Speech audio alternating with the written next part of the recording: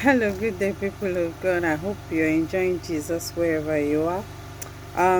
Today is a Friday, the third day in February of the year 2023, and today's topic says loving God truly.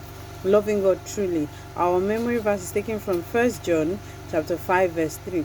First John chapter 5 verse 3 says, "For this is the love of God, that we keep his commandments, and his commandments are not grievous." The Bible reading is taken from Luke chapter 16 verse 13. Luke chapter 16 verse 13, and it says, "No servant can serve two masters, for either he will hate the one and love the other, or else he will hold to the one and despise the other. You cannot serve God and mammon." Our hymn for today says, "Wonderful story of love, wonderful story of love, wonderful story of love. Tell it to me again. Wonderful story of love. Wake the immortal strain. Angel with rapture announce it. Shepherd with wonder receive it. Say now, won't you believe it? Wonderful story of love. Wonderful, wonderful, wonderful, wonderful story of love, wonderful story of love. Though you are far away, wonderful story of love. Still it doth call today, calling from Calvary's mountain, down from the crystal bright fountain, and from the dawn of creation. Wonderful story of love. Let's read the last one. Wonderful story of love. Jesus provides a rest. Wonderful story of love for all the pure and blessed. Rest in those mansions above us, with those who've gone on before us, singing the rapturous chorus. Wonderful story of love.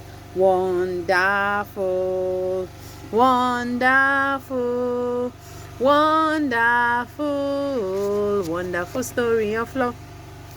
In our Bible reading for today, Jesus Christ made it clear that you either love God or mammon. It is not possible to love the two at the same time. Either you love God or mammon. Loving God 100% takes care of the second commandment, which says, love your neighbor as yourself. Because in the book of First John chapter 4 verse 20, the Bible says, "If a man say, I love God, and hate his brother, he is a liar. For he that loveth not his brother whom he had seen, how can he love God whom he had not seen?" If you love Jesus, God will love you specially in return, and he will dwell with you. The book of John chapter 14 verse 23, Romans chapter 8 verse 28 says, "All things work together for good to them that love God." Irrespective of whatever may be happening, it will end up for your good.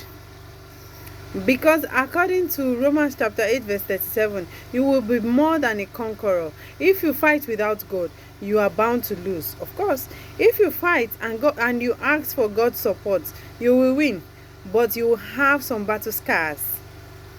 If God does the fighting for you, he will win on your behalf and hand over the victory to you. That is what makes you more than a conqueror. John chapter 15 verse 14 says, "Ye are my friends, if you do whatever I command you." Obey God's commandment if you truly love him. You can also show that you love him by giving. In 1 Kings chapter 3 verse 3 to 4, the Bible says that Solomon loved the Lord and thus sacrificed unto him. An evangelist went to Ghana when it was still called the Gold Coast. He met a woman who was so poor that she had only one dress, and she wore that dress every day. She gave her life to Christ, and one day she dropped a gold coin into the offering basket. The evangelist asked, "Looking at you, I'm suspecting you stole this gold coin from your master." The woman said, "No, I didn't steal. I sold myself as a slave, and this is the payment made to me." That indeed is a great demonstration of truly loving God. Do you truly love God? Like, That is self-explanatory. The key point is the proof of your love for God lies in your obedience and His word and commitment to kingdom projects.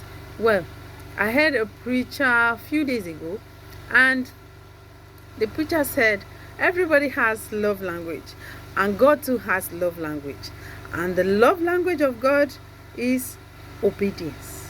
That got me.